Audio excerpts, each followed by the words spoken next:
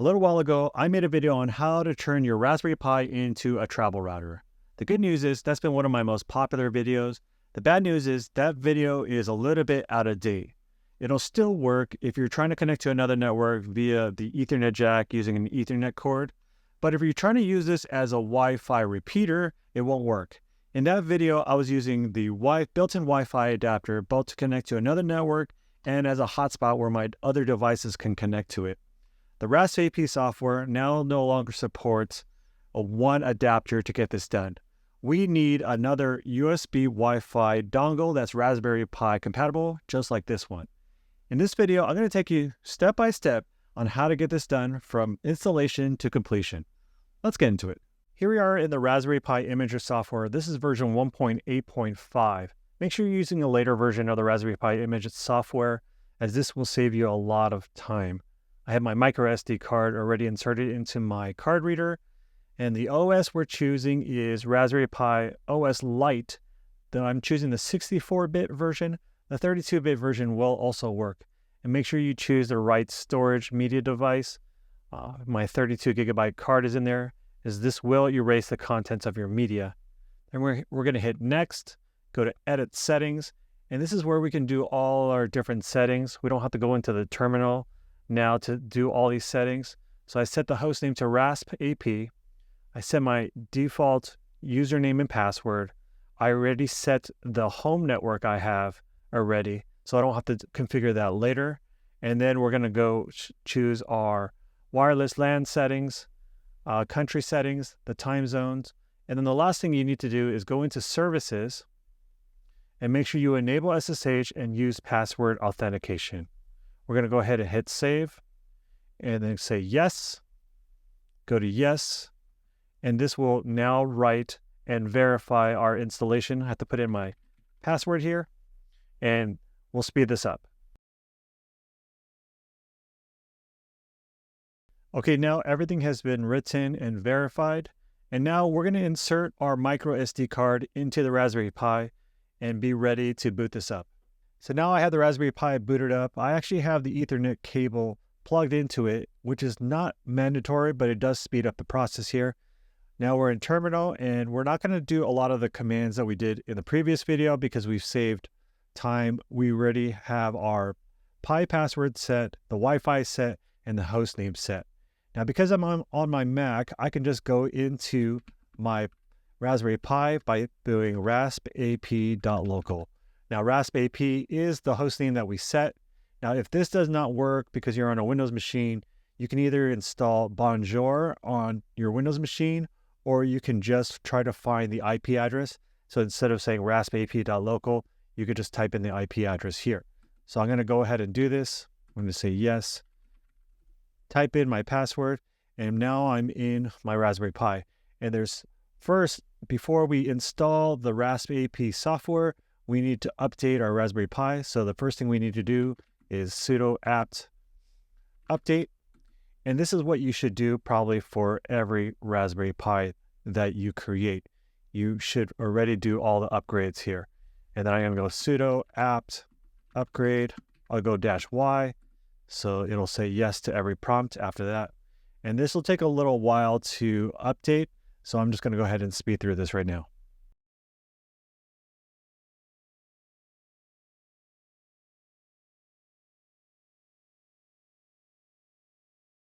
Okay, so the Raspberry Pi has finished updating. That took actually a few minutes.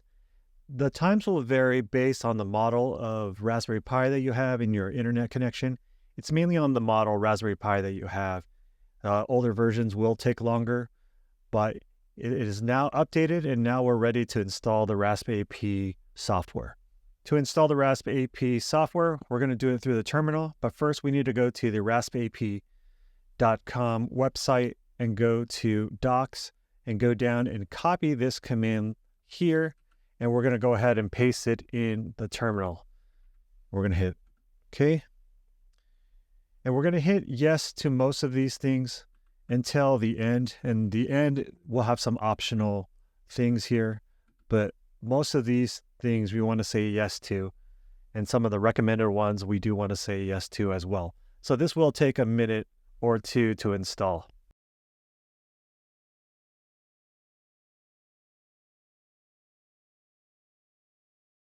So I said yes to some of the recommended services, but here we come to some of the optional services. So this one is the ad blocking service. I'm going to say no. Then the next couple are VPN services. I'm going to say no to both of them, but I will just say this does have VPN support with OpenVPN and WireGuard, so you can connect automatically to an OpenVPN or a WireGuard server, or actually a third-party service as well. And this one is the third-party service packages there. But I'm going to go ahead and say no to it, and this will complete our installation. So I'm going to hit yes on the reboot. But after I do that, I'm going to go ahead and disconnect my Ethernet cable. If you're doing this wirelessly, of course, you don't have to do that, but we're going to just go all wireless from now on. So let me give you an overview of what is going on. We have our Raspberry Pi with the RaspAP software, and I'm using a Raspberry Pi 4, which has a built-in Wi-Fi adapter or interface, and that's usually given the ID of WLAN 0. And then we're using a USB dongle, Wi-Fi dongle, and that's given an ID of WLAN 1. So we have these two wireless interfaces. By default, RaspAP, and if you follow the documentation on the RaspAP website, it makes WLAN 0, our built-in interface, the hotspot, where all our devices are connected to. This is basically creating a new Wi-Fi network, a local Wi-Fi network that our devices will connect to. And then WLAN 1 is responsible for connecting to the internet, connecting to a coffee shop's Wi-Fi, or your home network, or your public Wi-Fi. If you follow all the documentation, you can get everything to work. But in my experience, the performance is not that great, especially when it comes to the internet connection. To have this work and perform optimally, we need to switch up the wireless interfaces and have WLAN 1 be the hotspot and WLAN 0 connect to the internet. Now this has to do with the type of adapters they are. Now WLAN 0 is an 802.11 AC Wi-Fi adapter, and WLAN 1, our USB dongle, is an 802.11N adapter. The AC is faster and has better range. We need to have better range when we connect to another Wi-Fi network. And since we're using this as a travel router, we can assume that most of our devices are right next to it or nearby. So WLAN 1 adapter as our hotspot is good enough. In other words, you need to have a better performing Wi-Fi adapter connected to the internet and the other one as your hotspot. You can find AC Wi-Fi adapters that are Raspberry Pi compatible, but I don't have experience using them. Now our Raspberry Pi is all booted up. Now one thing I'll assume is that your Wi-Fi dongle is already inserted into your Raspberry Pi. I've actually had it inserted in throughout this whole process already. Now if you don't have it inserted in, you can go ahead and do it now. It's not a big deal. You might have to wait a few minutes for it to join your home network. Okay, but we're going to go into the RaspAP interface, and for us it's raspap.local, or you can type in the IP address here. It's admin, and the default password is secret. And we're here in the RaspAP control panel, and remember what we want to do now is have WLAN 1 as our hotspot. Right now WLAN 0 is set to be the hotspot, and then WLAN 1 is connecting to our home network. So we need to configure our hotspot for WLAN 0 or WLAN 1 to be the hotspot. And we're going to do a few configurations here. I'm going to go into my security. I'm going to change this to RaspPass. Go into advanced and make sure our country code is set to the right one. For our case, it's United States. And we're going to hit Save Settings. So we've configured RaspAP and told it that WLAN 1 needs to be our new hotspot. But do not reboot at this time. If you do reboot, it's not going to work without doing the next steps. We have two issues here. WLAN 0, even though we told it not to be the hotspot, still has some entries in the Raspberry Pi to be configured as a hotspot. And then WLAN 1, even though we told it to be a hotspot in the RaspAP interface, it's still going to try to connect and will connect to our pre-configured home network. And that's the home network that I configured in the Raspberry Pi imaging software. So we need to do two things. First, we need to delete any entry of WLAN 0, our built-in network, to be any configuration of it as a hotspot. And then we need to delete any entry of our pre-configured network. So this means that we need to go back into terminal. We're back in terminal and we're logged into our Raspberry Pi already. So first we're going to delete any entry of WLAN 0 as a hotspot. So we're going to go sudo, and then you're going to use your editor of choice. I usually use VI, but for the purposes of this demo, I'm going to do nano. We're going to go /etc/dhcpcd.conf. And we're going to go down to where it says RaspAP WLAN 0 configuration. Now, these are configurations for WLAN 0 to be a hotspot. And since we set WLAN 1 as a hotspot, it already put in the configurations for that. So we're going to delete these lines, 5 lines right here. You can go to the line that you want to delete. In Nano, you can say Control-K as many times. And then we're going to do Control-X, say yes, hit enter, and now we have that entry deleted. Next, we're going to delete any pre-configured network entry in our system here. So we're going to do 2 commands here, sudo rm/etc, capital N network. You can hit tab to autocomplete for you. Then system connections.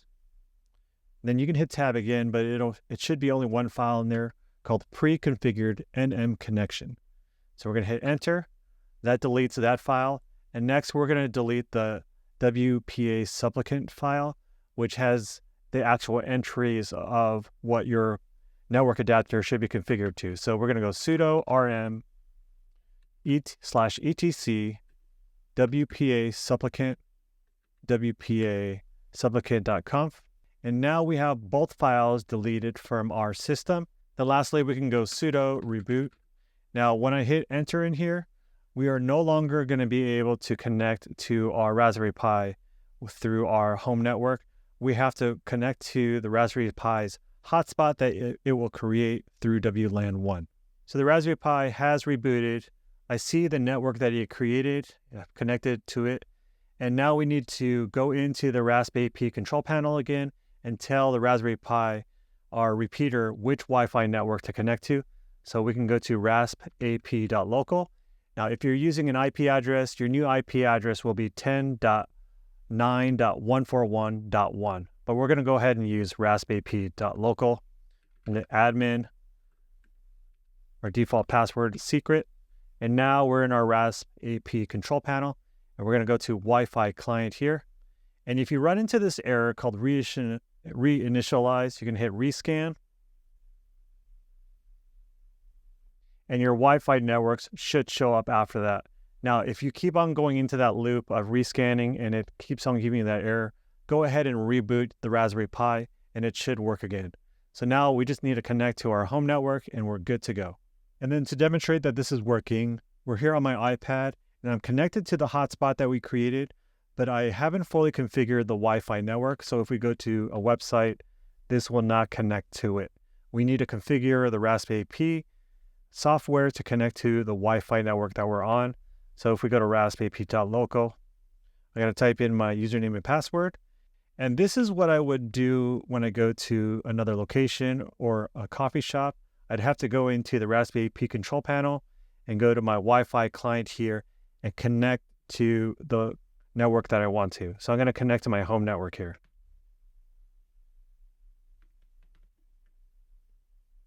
And once you hit add network, you add it to the list and it doesn't necessarily connect to it right away. So you might have to hit connect and this should connect to our Wi-Fi network after that.